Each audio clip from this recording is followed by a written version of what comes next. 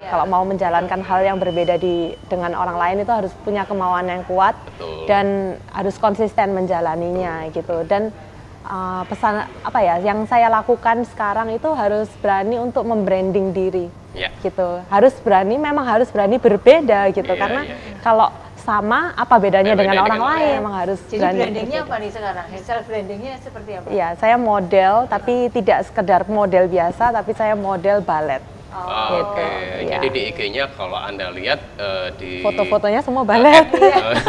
Helena Aprilia ya. Iya, Helena Aprilia. Foto-fotonya semua sudah balet kan gitu.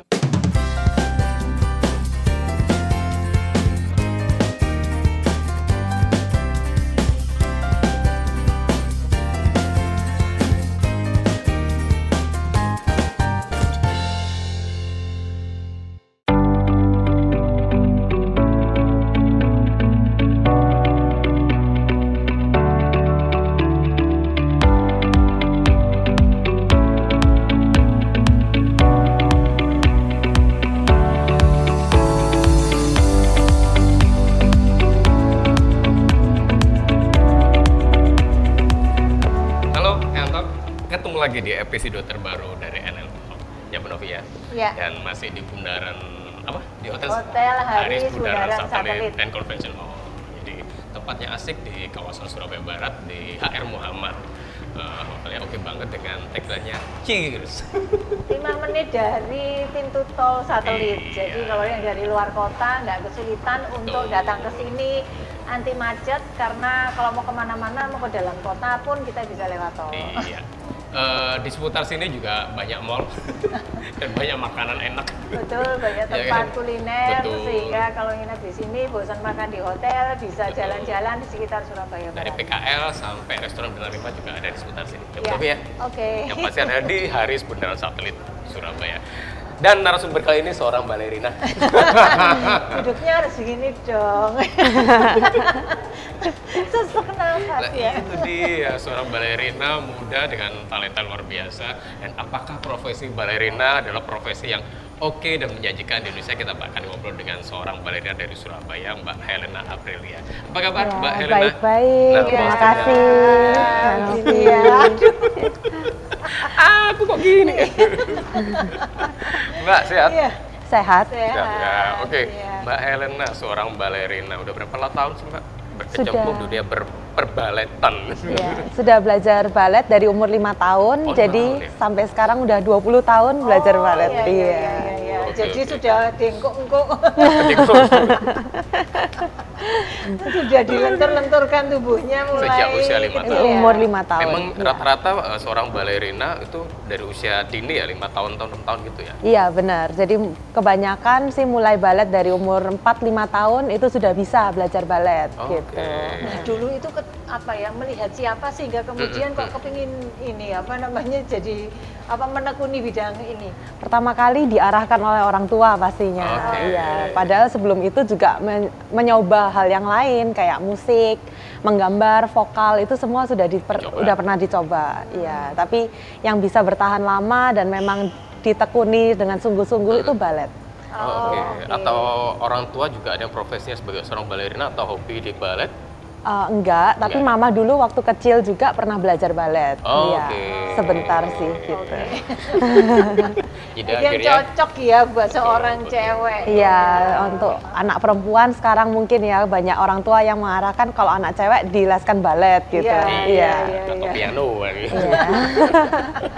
Apa yang membuat seneng terus sampai sekarang ditekuni sekian lama gitu, sampai bahkan sekolahnya pun di Taiwan juga ngambilnya seni tari kayak gitu. Image-nya dulu anak kecil gitu kan, pakai bajunya lucu gitu, terus musiknya kan menyenangkan juga, terus di kelas dengan banyak teman gitu. Mungkin kalau les piano mungkin cuma sendirian sama gurunya agak jenuh ya. Kalau kelas nari, les balet itu kan punya banyak temen yang sebaya gitu. Dan melakukan hal yang sama. Jadi kayak itu termotivasi juga. Oh aku les balet nih, ketemu teman-teman gitu kan, senang gitu sih. Itu akhirnya berlanjut terus dengan teman-teman yang sama, akhirnya beranjak sampai dewasa juga kita. Iya, sampai sama-sama SMA, sama-sama sudah lulus lulus balet dan lulus sekolah gitu. Jadi persahabatannya bentuk geng tuh sendiri akhirnya. iya benar, jadi punya temen geng-geng yang anak-anak balet gitu. Geng yang positif loh ya. Iya. Iya, dan kayak akhirnya guru pun itu kita anggap sebagai keluarga juga. Oke, gitu. jadi sampai sekarang masih keep in touch ya dengan mereka Iya, ya? Mas. Dan bikin grup sendiri. Iya. Oke, Mbak, hingga akhirnya selama 20 tahun ya mendalami balet itu, berarti balet itu ada tahapannya ya? Benar, ada. Hingga advance seperti itu kan? Iya. Atau seperti apa? Iya benar, jadi balet ini sama seperti sekolah, itu juga yang dulu selalu ditekankan oleh mama saya. Anggaplah balet ini seperti kamu sekolah, yang tiap kali harus tetap masuk, jangan males-malesan, bolos gitu. Jadi tetap walaupun pagi sekolah yang seperti biasa, terus siang pulang, sore harus balet, itu ya kamu harus tekuni gitu loh. Jangan anggap kayak, capek sekolah terus bolos balet. Itu jangan gitu, karena balet ini ada level-levelnya juga, mulai dari paling kecil itu pre-primary yang masih kecil, terus sampai ke paling atas itu advance 2 gitu. Itu harus dijalani. Udah dilewati semua? Iya, saya SMA itu sudah lulus advance 2. Jadi kelas 3 SMA lulus advance 2 dan lulus kuliah. Lulus SMA, maaf. Iya, kelas 12. Sudah advance 2 sekaligus lulus SMA. Iya. Dan akhirnya melanjutkan ke Taiwan. Iya, benar. Yang dilakukan di Taiwan apa, Mbak? Yang dilakukan di Taiwan juga ya kuliah, tapi kuliahnya itu kuliah seni tari di jurusan dance, fakultasnya performing arts atau seni pertunjukan. Gitu. Jadi memang full setiap hari itu menari. Iya. Berarti yang dilakukan tariannya sudah bukan balet lagi? Iya, yang dilakukan itu tarinya banyak macam, jadi balet, tari China klasik, dan tari kontemporer. Oke. Mbak, balet itu kan ada beberapa genre ya, ya setahu saya. Iya. Nah, kalau Mbak Helena sendiri genrenya di mana atau alirannya di mana? Gitu? Ya, jadi waktu saya masih kecil di Surabaya ini kebanyakan memang mereka menganut aliran balet London, jadi Royal Ballet. Gitu. Jadi saya juga mengikuti level-levelnya, ujiannya ala balet di London, Royal Ballet. Europe Barat ya? Iya. West Europe ya? Iya, Europe. Sedangkan karena setahu saya tuh balet tuh ada 2 tuh yang yang paling terkenal ya. East Europe sama West Europe gitu kan. Nah, ini yang West Europe yang di London ya? London, ya. Dan waktu saya ke Taiwan, itu saya menganut aliran Vaganova. Vaganova itu dari Rusia. Jadi balet stylenya yang Rusia. Yang East Europe tuh ya? Iya. Berat banget loh itu. Iya, itu lebih keras memang latihannya. Dan gurunya, pengajarannya pun lebih strict gitu. Gitu ya? Iya, karena pengaruh komunisnya itu. Iya, jadi walaupun sama-sama balet, tapi ternyata beda gitu. Dari bentuknya pun akhirnya juga berbeda gitu. Iya.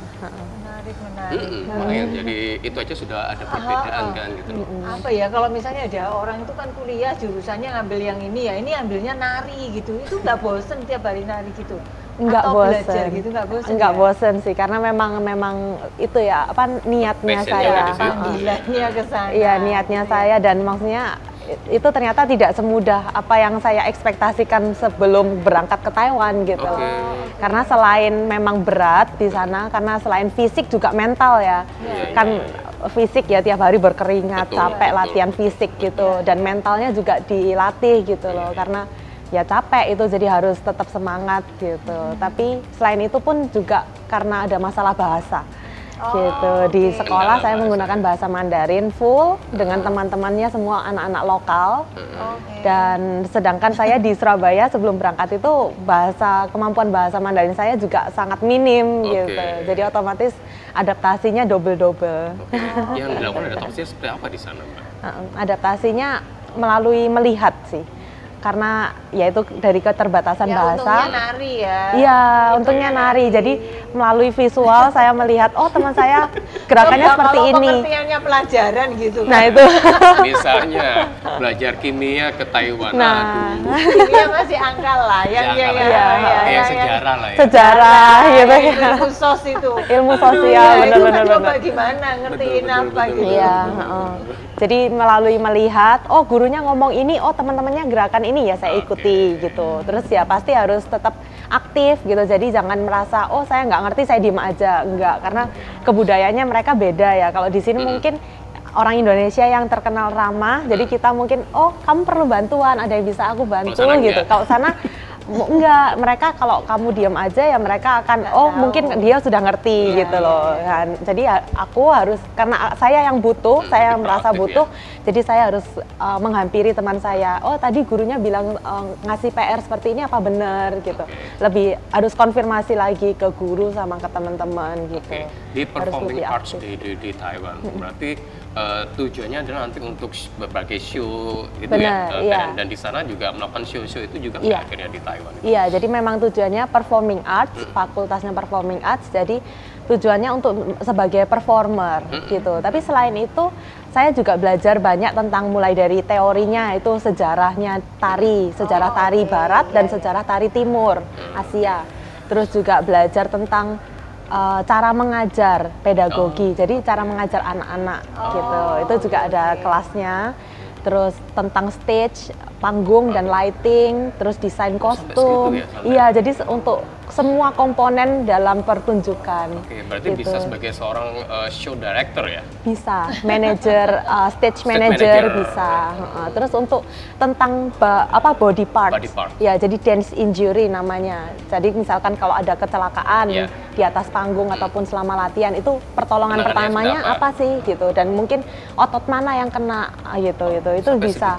Iya, itu juga ada kelasnya juga. Jadi lebih luas ternyata yang dipelajari, nggak hanya praktek terus, tapi ada teorinya juga gitu. Teorinya itu juga di kelas-kelas gitu ya? Iya, di kelas-kelas gitu. Yang nggak saya bayangkan sampai tadi yang dipelajari juga terkait dengan stage, kemudian lighting, karena sampai ke ketika terjadi injury body, ya kan, apa yang harus dilakukan. Iya, jadi karena memang kan satu fakultas performing arts, tapi ada jurusannya banyak. Ada jurusannya itu selain tari ada musik, ada Chinese musik, sama ada teater, drama. Nah di teater itu mereka sebenarnya yang lebih paham tentang stage, lighting dan sebagainya gitu. Dan jadi karena dance juga bagian dari panggung, jadi itu diselipkan juga. Bisa jadi IO dong kalau gitu. Bisa.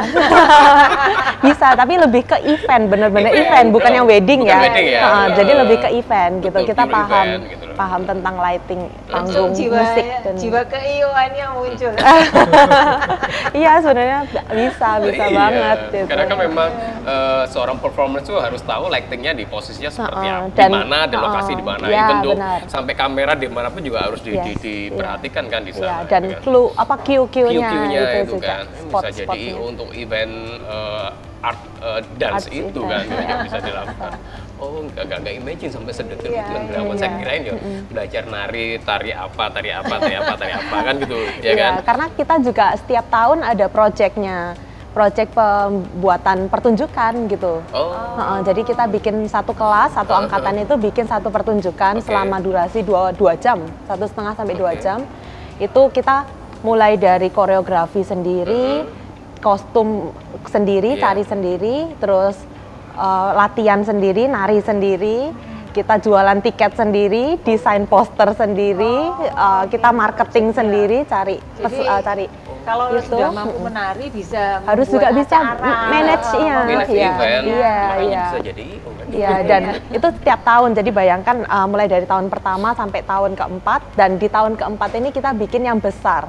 Jadi kalau yang tahun pertama kita performnya hanya di gedung sekolah, di tahun keempat ini kita harus kalau bisa keliling Taiwan gitu, bikin tour. Jadi apa dengan yang lainnya gitu? Iya.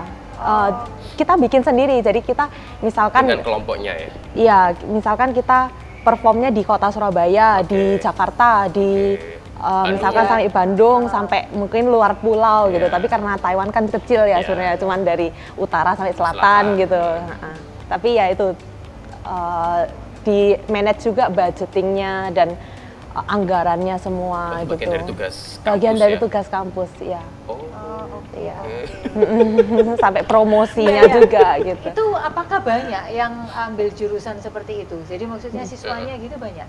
Banyak, cukup banyak. Karena universitas saya juga khusus seni, jadi universitas seni di Taiwan. Itu jurusannya memang semuanya seni dan cukup terpandang di Taiwan gitu. Karena masuknya cukup susah, karena mereka punya kapasitas kuota yang sedikit. Gitu. Memang nggak sebanyak univ-univ yang lain yang umum. Jadi satu angkatan itu sekitar 80 dan dibagi 2 kelas. Jadi kelas pagi dan kelas malam. Gitu. Yang kelas pagi cuma 40. Gitu iya, dan itu memang harus yang dari kecil yang memang sudah berbakat. Kemudian diasah di sana. Iya, yang benar. Berarti karena melalui audisi juga mereka untuk Oke. masuk gitu. Nah, kayak di kalau misalnya mungkin ISI kali ya, Iya, kayak ISI, yang benar. di Solo itu ya. Iya, seperti ISI itu. atau IKJ. Ada sama teman dari Indonesianya nggak? Atau mungkin setelah itu letting-letting di atas di bawahnya? Kalau yang dari jurusan tari belum ada. Belum ada dari Indonesia. Saya yang pertama. Dari semenjak universitas itu berdiri. Tapi kalau dari jurusan lain ada kakak kelas saya di jurusan musik ada yang orang Indonesia. Kenapa ambil di Taiwan bukan di Europe? Karena kan istilahnya gini, kecil kan menekuni balet kan, dan balet kan setahu saya baletnya kan di Europe kan. Yeah. Apalagi saat itu sejak kecil alirannya London Royal kan gitu kan. Kenapa nggak ke Europe? Ya itu juga sebagai apa ya? Pemikiran juga dari saya dan keluarga dari dulu karena memang saya dari kecil memang punya cita-cita kuliah di luar negeri gitu. Tapi mau negara apa dan jurusan apa itu kita selalu pikirkan sampai ke SMA itu sebelum kita memutuskan ke Taiwan dan ambil jurusan tari. Yang pertama orang tua saya selalu mencari negara yang aman gitu karena kan saya tinggal sendiri di sana selama 4 tahun gitu. Otomatis negara yang aman menjadi prioritas yang pertama. Terus juga mengenai biaya juga. Nah biaya kita memutuskan kalau di Eropa mungkin biaya kesehariannya itu lebih agak mahal dan biaya kuliahnya juga mahal. Sedangkan kalau di Taiwan ataupun di Asia mungkin masih bisa tercukupi gitu. Tapi kalau dibandingkan dengan negara Asia yang lain misalkan seperti Singapura itu agak terlalu tinggi ya Singapura, walaupun sama-sama Singapura punya universitas seni juga yang ada tarinya, tapi di Taiwan kosnya mahal banget gitu. Kalau orang nggak tahu kan, deketin tuh kan gitu Singapura, deket tapi mahal sekali gitu. Mahal banget. Iya, dan kurang ada beasiswa sih. Kalau di Taiwan itu pada saat itu dan sampai sekarang juga mereka menawarkan banyak sekali beasiswa. Terus nah itu juga nilai plus dari Taiwan dan satu lagi bahasa gitu. Kalau saya kuliah di Taiwan otomatis saya punya satu lagi bahasa asing yang saya kuasai gitu. Selain bahasa Inggris. Selain bahasa Inggris benar gitu. Itu sih pertimbangannya. Menarik. Jadi bisa jadi pilihan ya buat teman-teman adik-adik yang mau kuliah di luar negeri. Kuliah di luar negeri dan mau mendalami seni. Nah ini ada informasi salah satunya. Ada tempat kuliah di mana benar-benar perguruan tingginya khusus belajar seni gitu ya. Di mana sih di Taiwan tuh? Di Taipei, kota Taipei. Jadi ibu kotanya. Nama universitasnya National Taiwan University of Arts. National Taiwan University of Arts. Ya, jadi yang memang benar-benar khusus seni.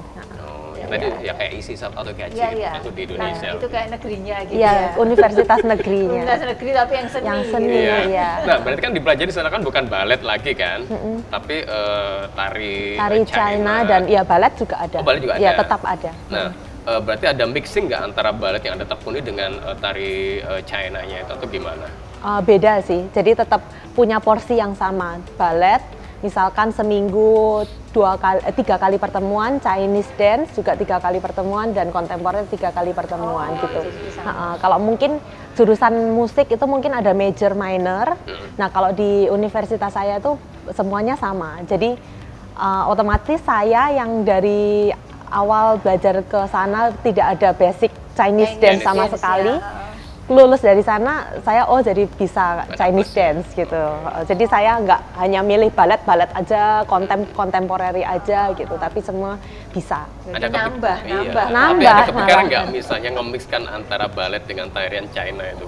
Ada sih, karena sampai sekarang pun saya misalkan saya disuruh perform di Indonesia ataupun di Surabaya, saya pasti bawakan Chinese dance dengan balet gitu. Iya, karena di satu sisi kayak misalkan saya disuruh nari pure Chinese dance, saya jujur kurang pede. Tapi kalau balet pure juga kayaknya biasa. Nah, saya combine-kan itu. Jadi musiknya Chinese dance, gerakannya Chinese, agak sedikit Chinese dance, kostumnya Chinese dance, tapi gerakannya lebih ke balet. Iya, gitu. Karena kan ada nilai jualnya kan. Ada nilai kalau jualnya. misalnya hanya balet aja banyak yang mungkin di sini bisa, kan. iya, Gitu kan. banyak yang bisa. Kalau misalnya Chinese dance juga ada beberapa bisa melakukan kan. Tapi kalau misalnya di kontemporerkan seperti itu atau dimixkan seperti itu kan juga suatu diferensiasi kan gitu. Dan ada nilai jual sendiri kan di market untuk di sini kan. Oke, berarti sebenarnya kalau misalnya dijadikan suatu profesi bisa ya untuk balet sekarang ini di Indonesia atau gimana? Bisa dong, bisa. Ya? Iya, karena tadi sudah buka kelas itu. Iya. Oh, udah buka kelas ya? Iya, saya ada mengajar juga. Karena apa ya, di zaman masa kayak saat ini mungkin kalau kerja ikut orang itu agak susah gitu ya, cari kerja zaman sekarang susah. Nah, harus inovasi gitu. Karena ya maka dari itu sekarang kita banyak temuin startup gitu. Nah, kenapa yang misalkan kita pribadi punya kemampuan lebih, punya talenta tersendiri, kita kenapa nggak mau kembangkan gitu? Tidak dijadikan suatu profesi kan? Iya, dan sebenarnya semua profesi bisa dikembangkan gitu loh, bisa dijadikan sebuah profesi gitu loh. Setiap bakat itu bisa dijadikan sebuah profesi gitu. Yaitu saya punya kelas, buka kelas namanya Ballet Postur. Ballet Postur. Ya, jadi sesuai dengan judulnya balet dan postur. Jadi tujuannya itu untuk membentuk postur sebagai seperti seorang balerina. Gitu. Nah, membentuk postur sebagai seorang balerina. Ya. Tapi untuk umum. Kelas balet. Untuk umum. Iya, kelasnya saya buka untuk umum mulai dari anak kecil sampai orang dewasa. Dewasa dan manula enggak? Bisa, iya bisa. Ya. jadi kelasnya ini bukan yang balet klasik yang menari, lompat-lompat, angkat kaki, tapi lebih ke workout, ya. Jadi latihan olahraga untuk pembentukan postur. Gitu. Kalau pembentukan postur. Jadi kalau pasien nanti aja ya Pak. Nah, kalau saya lihat stalking di IG-nya Mbak Helena Aprilia itu kan ada foto ketika dengan seorang yoga kan. Nah, itu apakah ada kelasnya seperti itu atau seperti apa gitu? Beda kombinasi sih antara yoga dengan balet atau iya benar. Jadi kombinasi antara yoga, pilates dan balet. Nah, iya, jadi pembentukan postur pilates juga. Benar. Jadi itu saya juga kombinasikan di kelas balet postur itu. Jadi selain untuk pembentukan postur juga menambah fleksibilitas juga. Cucunya nih. Bisa. Iya. Kayaknya dibakatnya bukan di situ. Pencak silat. Bersilat lidah. Loh, ngomel dong. Nah, berarti di kelasnya di balai postur itu berarti ada kelas balet. Iya, gerakannya itu lebih ke mix antara yoga dan balet dan pilates. Dan pilates berarti ada guru pilates, yoga sama balet yang mengcombine itu semua atau gimana? Itu saya sih, karena saya juga pernah ambil kelas yoga dan kelas pilates. Gitu. Oh, I see. Gimana Mbak? Latihan lokasi balet postur. Gitu. Sementara ini saya bukanya kelas online atau offline tapi datang ke rumah karena untuk studio masih dalam progres. Ya, masih private. Jadi ini diundang kalau studionya sudah. Ya, pasti. Nanti di Surabaya Barat juga. Surabaya Barat. Ya. Tapi itu mulai kapan sih sebenarnya balet postur itu didirikan? Mulai dari tahun 2020 saat saya kembali dari Taiwan ke Indonesia. Oh, berarti ya 2 tahun yang lalu ya. Oke. Ya, karena pada saat itu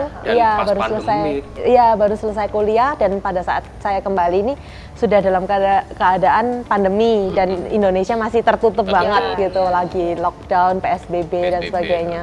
Jadi ya itu di saat saya kayak refleksi kembali ya, saya di pulang Indonesia ini harus berbuat apa gitu.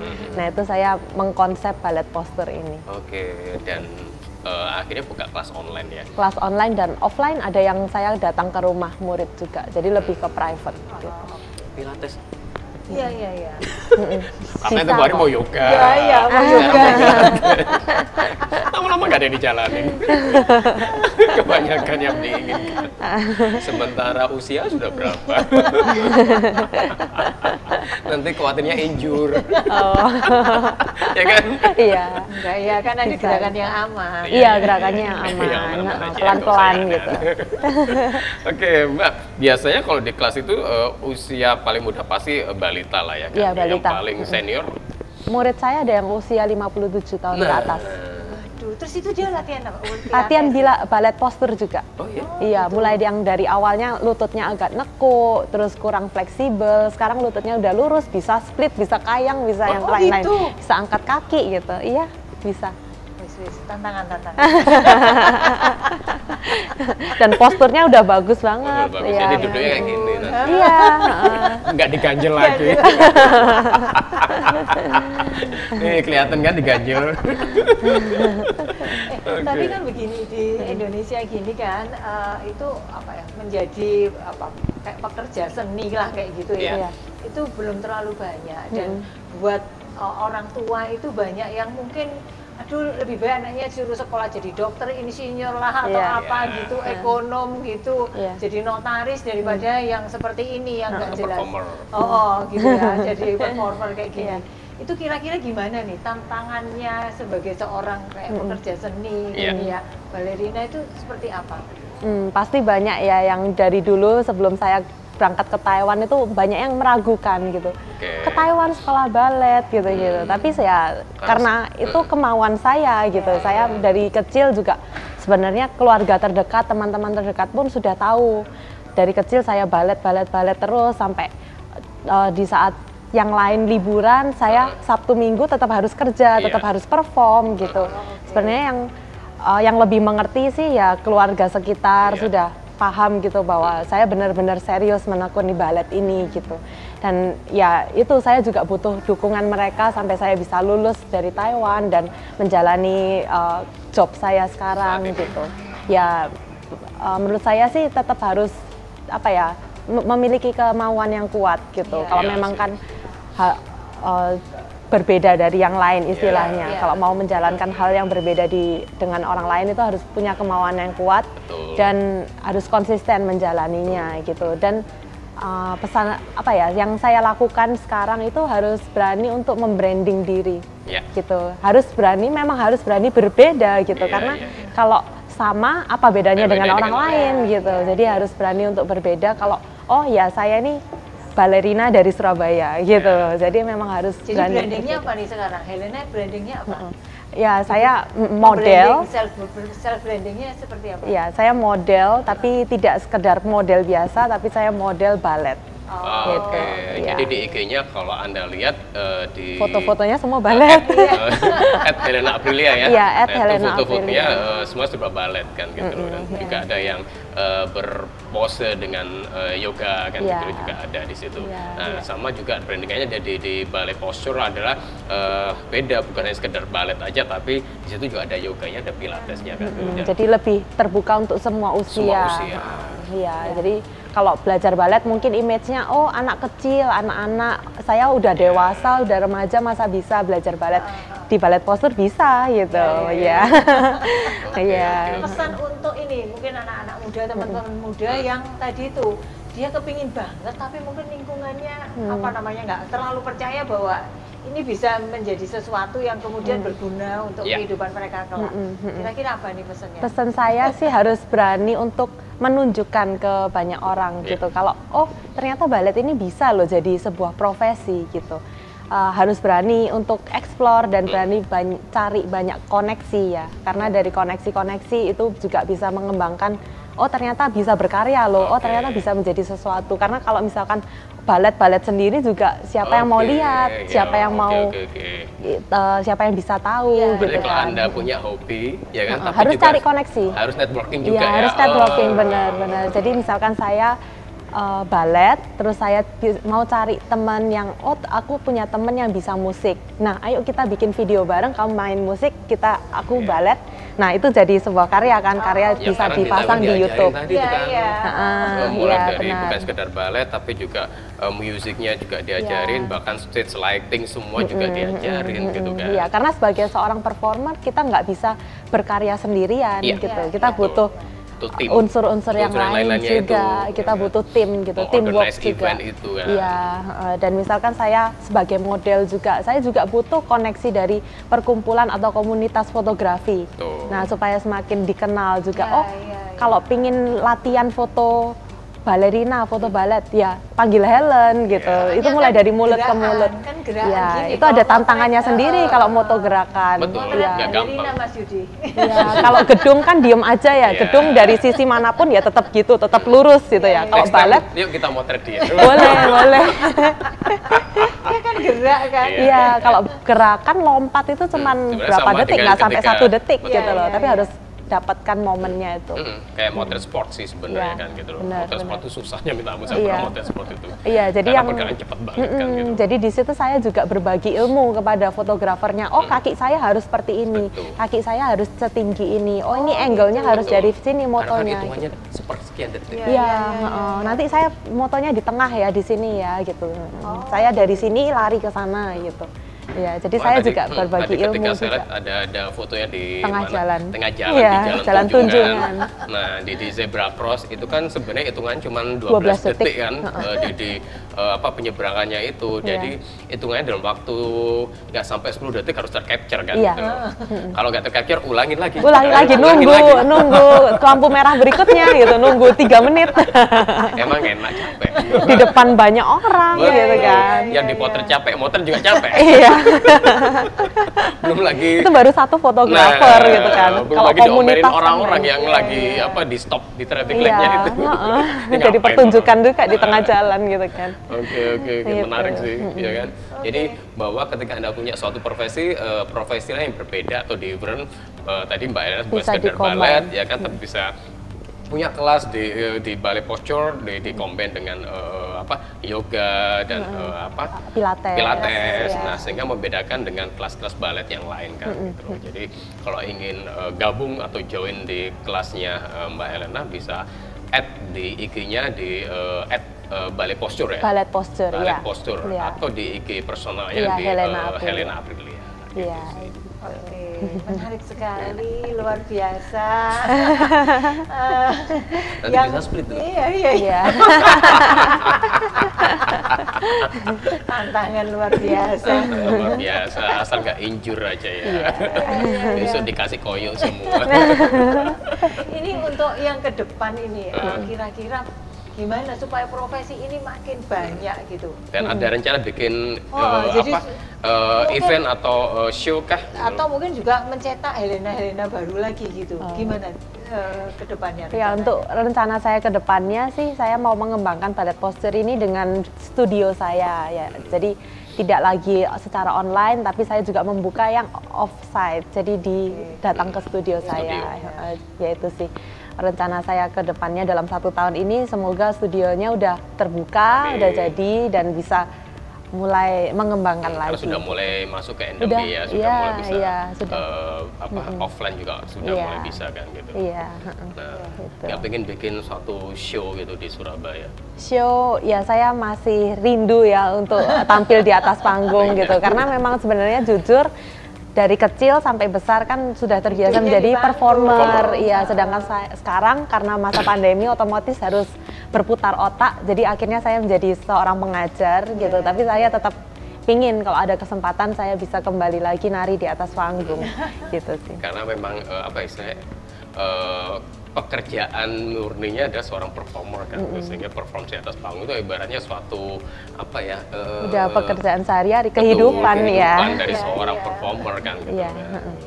Kalau misalnya sesama ini balerina yang lain yang misalnya ada di Surabaya gitu, apa yang kemudian membedakan Helena dengan yang lainnya gitu? Ini juga menarik karena kebanyakan anak yang belajar balet, walaupun sama-sama dari kecil, tapi mereka pasti akan ada satu titik mereka akan stop. Iya. Entah itu pada saat SMP, mau naik SMA, mereka takut kayak, nanti SMA sibuk atau gimana, jamnya udah mulai sekolahnya sampai sore dan lain-lain, bimbel dan lain-lain, itu banyak yang stop di saat itu. Dan juga dukungan orang tua mungkin ya, itu kurang, kayak misalkan di satu titik anaknya pasti akan jenuh dan orang tua pasti oke, kamu stop balet aja gitu. Nah, sedangkan saya ya juga bersyukur karena dukungan orang tua selalu jalan. Ya di situ saya tetap melanjutkan sampai sekolah, sampai lulus balet dan lulus SMA dan melanjutkan lagi ke Taiwan. Mungkin di Indonesia masih sedikit yang kuliahnya iya yang konsistennya sampai segitu. Sedangkan mungkin ada beberapa yang masih bisa lanjut tapi kuliahnya di bidang lain. Jadi otomatis jam latihannya juga berkurang dan mungkin lebih kurang fokus gitu. Dan mungkin setelah lulus juga bekerja dan kerjaannya juga bukan di dunia balet. Mungkin masih mengajar anak kecil tapi juga sebagai sampingan, iya sampingan aja. Kalau gitu. Ini sekarang tiap hari masih latihan gitu? Iya, saya setiap hari walaupun ada, iya. Itu main jobnya Helen gitu kan. Iya, dan walaupun saat ini saya ada kerja yang lain, kerja kantoran juga, tapi di malam hari saya masih menerima kelas untuk ngajar balet latihan. Iya, jadi ya itu mungkin saya kelebihannya dengan balerina yang lain karena saya masih sekarang saya sudah membuka sendiri balet postur. Kalau dulu masih waktu kecil saya masih ikut kelas yang sekolah balet. Sekarang saya udah membuka sendiri. Iya. Gitu. Selama proses ini pernah nggak sampai injury sampai cedera kayak gitu pernah juga? Cedera parah sih belum pernah, jangan sampai ya. Jangan sampai iya, tapi kayak cedera ringan misalkan kakinya lecet, mungkin ada yang pernah tahu balerina kakinya jelek gitu ya, kukunya patah, itu udah sering sih. Tapi itu juga cedera kecil lah gitu, atau mungkin ankle itu juga pernah, tapi ya bisa disembuhkan gitu. Terkilir lah ya. Terkilir, ya. Terus kalau yang parah yang masih saya ingat dulu masih kecil, masih SD itu urat tendon itu di sini, ya di belakang itu menipis. Gitu. Jadi belum nggak sampai putus ya, dan menipis. Tapi karena masih kecil ya, jadi masa penyembuhannya lebih cepat. Jadi waktu itu 2 minggu pakai deker, kakinya dibebet dan istirahat latihan gitu. Oke, Mbak Elena, keren banget story-nya bahwa ternyata ketika kita sekolah di performing arts juga bisa menjadikan suatu profesi, ya kan, buka kelas, ya kan, bisa ngajar. Terus kemudian yang hebatnya lagi adalah bisa dikombin, ya diferensiasi kan, gitu, punya pembeda dengan sekolah balet yang lain, bahwa di postur balet postur itu juga bisa dikombin dengan yang lain, yaitu pilates sama yoga tadi, dan bukan hanya diikutin oleh anak-anak kecil kelasnya, tapi juga sampai lansia. Semua orang bisa, wanita, pria, sebenarnya semua bisa. Semua bisa menari dan membetulkan postur sebenarnya. Tujuannya bukan postur ya. Iya, tujuannya baik kok untuk pembentukan postur. Postur itu bahwa ketika sejalan dengan usia, postur kita tuh akan banyak berubah. Benar, ya. Sebenarnya tidak hanya lansia, saya juga melihat anak-anak zaman sekarang makin lama makin bungkuk gitu, tasnya berat ataupun terlalu lama main HP, ya screen time gitu. Jadi itu juga butuh untuk stretching dikit gitu, untuk supaya tidak makin lama makin bungkuk. Iya. Karena sekarang eranya era digital, sekolah pun pakai tablet atau pakai gadget, ya kan? Mungkin nanti pelajaran sudah nggak pakai paperbook, enggak, semuanya di tablet semua, e-book semua. Nah itu kan juga akhirnya postur anak-anak kan juga akhirnya berpengaruh sih. Oke, sukses Mbak Elena. Terima kasih atas karirnya dan juga sharingnya luar biasa untuk teman-teman muda yang mau mengikuti bakatnya, mungkin meskipun tidak di balet gitu, tetapi di dunia seni, seni apapun lah. Seni apapun, mungkin yang dari kecil sudah punya hobi, silakan ditekuni sampai kemudian serius seperti ini dan konsisten di bidangnya seperti itu, dan nanti hasilnya berbuah seperti sekarang. Pasti secara secara ini kita sendiri juga happy, secara pribadi happy, dan juga pastinya akan mengembangkan yang lain seperti ini, dan mendapatkan finansial pastinya. Dan tadi itu yang menarik adalah bahwa ketika kita memiliki hobi tentang dunia tari, ya kan, bukan hanya menukini hobinya aja, tapi juga mungkin yang lain networkingnya tadi itu kan, sehingga bisa menjual kemampuan kita kan. Nah, kebanyakan dari performer itu kurang mampu untuk menjual itu, networkingnya kurang kan gitu loh.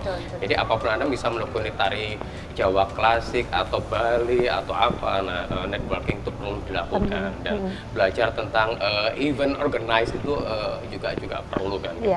Sehingga bisa juga bikin event sendiri. Nah kayak misalnya Jatuh Ferianto kan bisa bikin event sendiri kan. karena udah belajar tentang itu semua. Iya. Event production Iya, itu, iya. ya kan? Oke, sekali lagi thank you ya Mbak Ellen ya. Terima kasih banyak atas waktunya, atas untuk kesempatannya. ballet posturnya, Iya. untuk semoga segera ada performance yang Amin, lainnya. ya. Nanti kalau studio buka kita diundang. Iya, Iya, pasti, kabar-kabar pasti, ya. pasti. Oke, membetul posturnya. Iya, nanti itu ya free trial ya. Free trial. Rumah saya Surabaya Barat juga. Oh iya, mantap. Langsung browser Surabaya Barat juga. Mantap, Tetangga. Tetangga. Oke ya, thank you untuk Haris Hotel di Bundaran Satelit di HR Muhammad. Jadi kalau Anda mau staycation atau bisnis, ada bisnis di Surabaya, mau stay di Haris Bundaran Satelit, oke banget ya, Novi ya.